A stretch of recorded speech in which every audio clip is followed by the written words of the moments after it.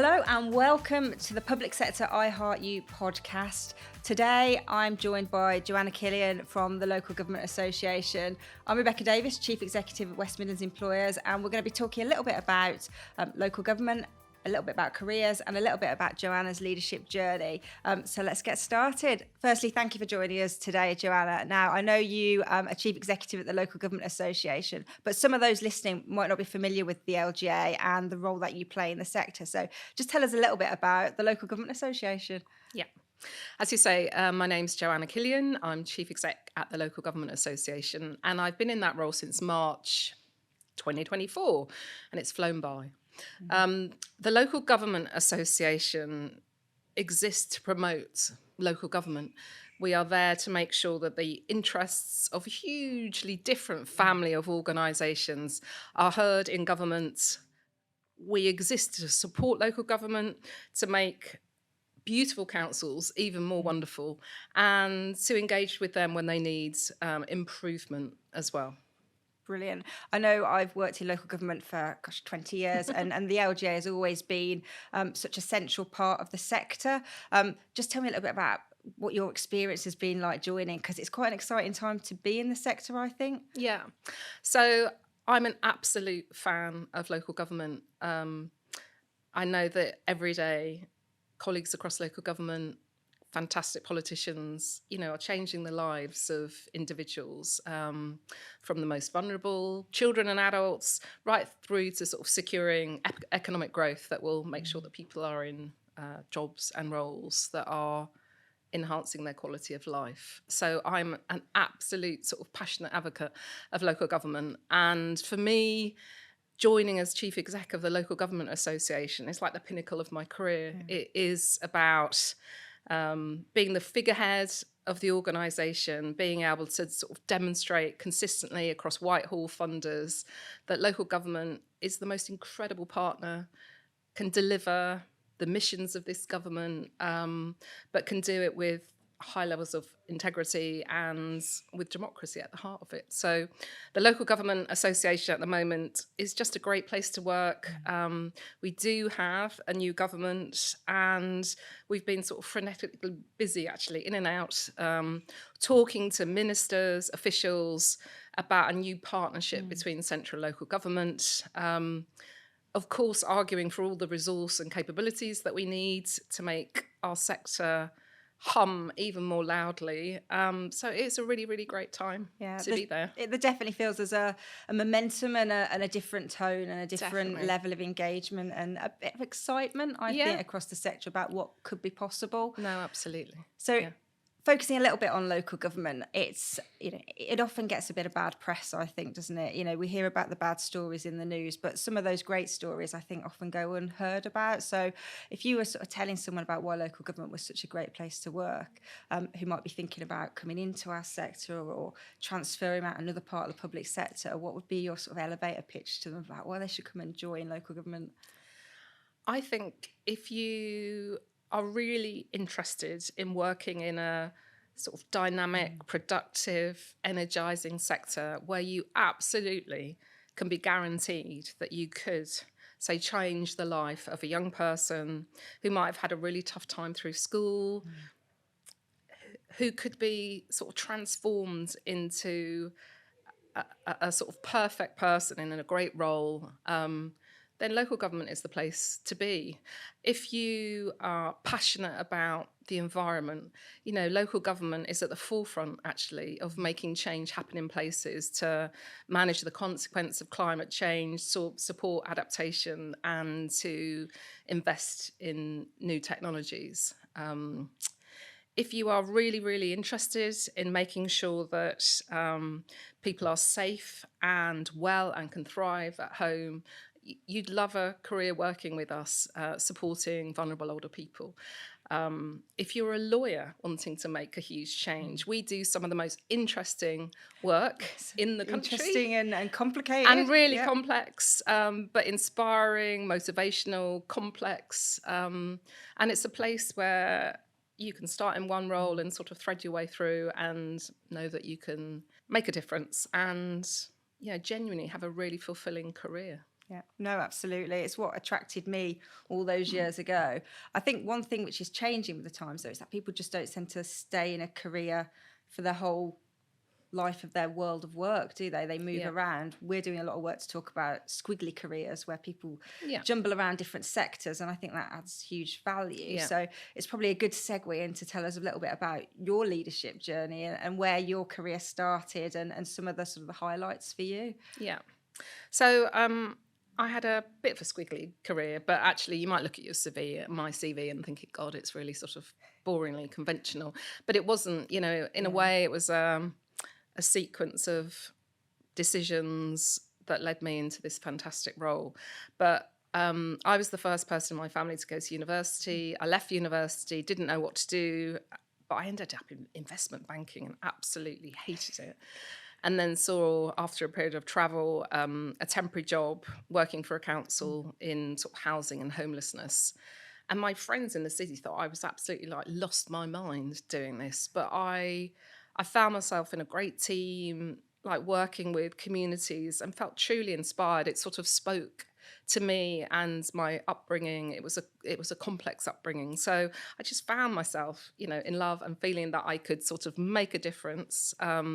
So I moved from housing to regeneration to do community development, big estate renewals. I then moved from doing that work in East London into South London, where I was working in a council sort of more on strategy, policy, doing sort of back office work as well.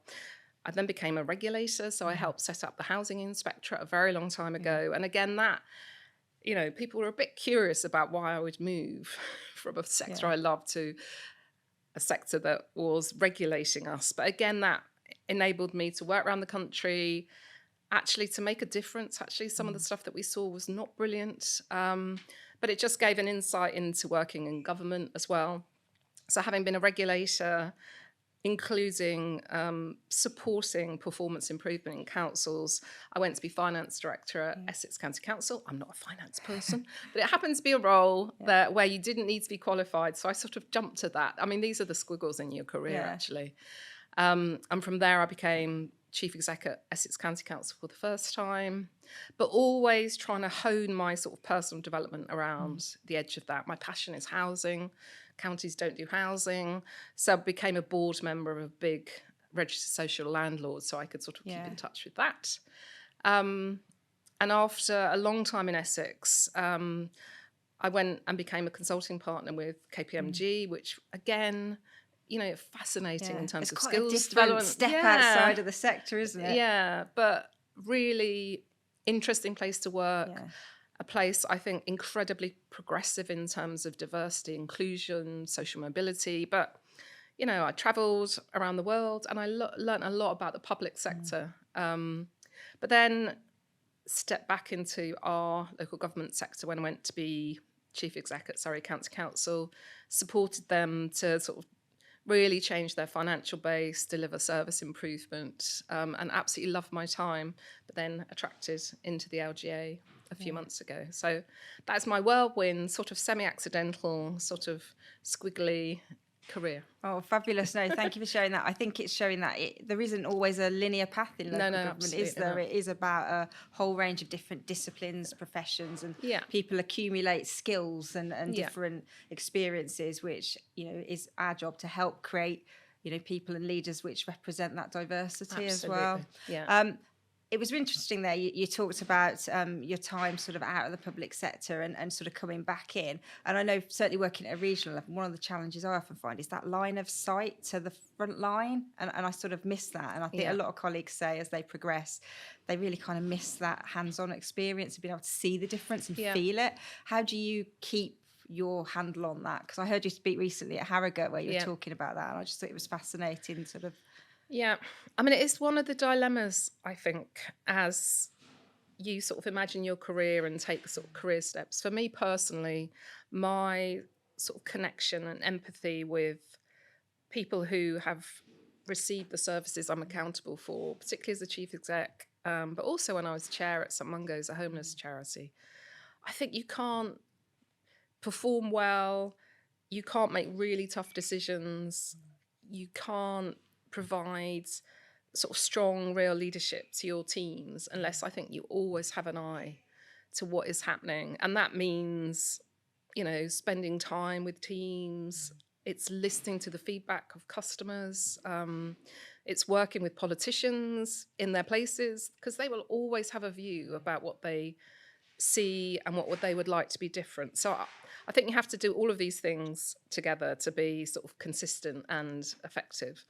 And when I was doing sort of consulting, I mean, I definitely saw some of that, and it was really fascinating to work sort of in Europe and in the States to have a different view about sort of service and delivery. But I'm definitely at my best when I can sort of see frontline impact, and that's one of the things that I'm sort of adjusting to still at the LGA. Yeah, it's finding that route, isn't it? And what gives you that that sort of feel good about what you're doing, because it is a big sector with a lot of challenges. Yeah. And sometimes it's not actually feel good, it's just to see actually in some of our communities, levels of deprivation and poverty are so intense. The withdrawal of public funding in some circumstances over the last few years has meant, some of our communities, our businesses have struggled. So you see the good, but it also, for me, when you see, the lives that people are living, for me, the experience of, say, rough sleepers, you really think, God, my role is to sort of make a difference, to work with politicians to bring about change. And working with politics, I mean, that's a huge part of the LGA. It's a member-led organisation, isn't it? And supporting politicians across the country. And as much as it's, we want to get people into careers in local government, I think actually getting people into politics, it's not something a lot of people think they want to go into, especially with the media portrayal, the risk, the potential harm to politicians. It puts a lot of people off, especially young people who actually we need to get into politics. So how is the LGA supporting people who might think, career might not be my choice, I might want to be a doctor or a nurse as my profession, but actually I'm really interested in local government. They can do both, and I think it's trying to marry that up, isn't it? Yeah, I mean, so part of the role of the LGA is absolutely about encouraging more people into public service, political life. I have the most huge admiration for people that step forward to be councillors or elected mayors. They're really difficult jobs in the public eye, and I think it's more complex now. The levels of misinformation, disinformation, the way that I think people sort of misunderstand actually the value of politics. Local politicians are making really positive and difficult choices every day, and they do it sort of properly and ethically and willingly, and they're volunteers as well. And that's what people don't often think about, and they really understand their community, and that is something which is listened to, isn't it? And that's the challenge for officers, is to translate that. But they're both volunteers, but some of the most professionally brilliant, capable people that I've ever worked for. It's a passion and devotion. It's a volunteering, but it is a full-time big role. So we are always encouraging people not only to think about the power of being a really good, effective present ward councillor, but actually the huge difference you can make locally, regionally, nationally if you're leading a council or as a mayor. The accountabilities that you have, say, as a cabinet member for keeping children safe. I mean, the statutory responsibilities that you have to pursue. So I have huge admiration, but we need to do more actually to protect our politicians, to make it safe and viable for them to participate.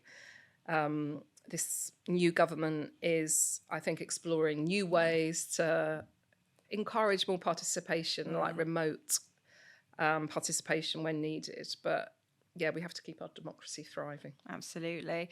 So just sort of focusing on a bit about sort of people coming in, at the start of their career and talking to some of those perhaps people at the early point where they're thinking, what do they want to do when they're in school, university? Was there anything you wish someone had told you when you were that age about, what choices should you make? How should you make those choices? Unfortunately, I sort of emerged from school at a point where, if you're a girl, it was like, would you be interested to be a sort of bank teller or a nurse or go and typing be... pool eye was the highlight. Yeah. And that was, it took me a while to recognise that just wasn't necessary, and that actually I could go to university. And I was encouraged by a great couple of teachers to think that was possible. I think now, it's the decision making is tough for teenagers, isn't it? I mean, some might view still an automatic route into university as the right thing, and for many young people it is. But I really believe in the power of thinking about modern apprenticeships. There's so many organisations, including councils, I think, that have different pathways in. My advice, including to young people around me, is just like, God, you're going to work for a long time. You don't have to sort of make, decisions that stick forever. Sometimes I think you have to sort of follow your heart and passion. What are you good at? What do you like doing? And how does that translate into a degree you might take, or the GCSEs that you might use, but just not to sort of pin yourself down so quickly. Absolutely. And you touched on another point there, which is social mobility, which I think this sector does really well. Yeah, it does. And, and I think that is something which often we take for granted. We think barriers have been broken down, but there's still a lot of barriers out there, aren't there? So tell me a little bit about how you think we could support more social mobility. Yeah. I mean, I think there's lots of routes into sort of local government. We've got some really good grad schemes, councils with us run sort of early entry program, and I think it's about how we make sure that we target the right places, geography, schools, to be able to encourage young people into that. I think there's always more that we could do, couldn't we, to get into schools, to talk to young people earlier on about what public service is and the great things that it can do. But it's also, how do we get voices into parents and carers and others to know that actually a career in local government and public service is a really good thing. And it's interesting, actually, one of the great things I learned from being at KPMG was the real focus they had on social mobility, very active work with schools to identify, support and nurture people. I mean, I think they set really positive targets to sort of draw in people from deprived communities, children who wouldn't ordinarily go into university. So I think you have to be really firm, precise. I think you have to do all the boring things about setting targets, investing in it, because I think the outcome for those people, but for organisations, is brilliant. And the thing that I've had consistently from young people, whatever their entry route has been in, whether it's a local government or in the health service, we've got to make it easier for young people to be in work and be heard. All too often I hear through Young Career Network colleagues that I engage with, they sometimes feel not listened to and unheard, and sometimes as supervisors or leaders in the organisation who are a bit older, I think we should be more respectful to the skills and capabilities and way of thinking that young people bring. They've got incredible skills and insight, and I think, like you said, we've got to bend a little bit as employers, haven't we, and just sort of recognise what that asset is that they bring.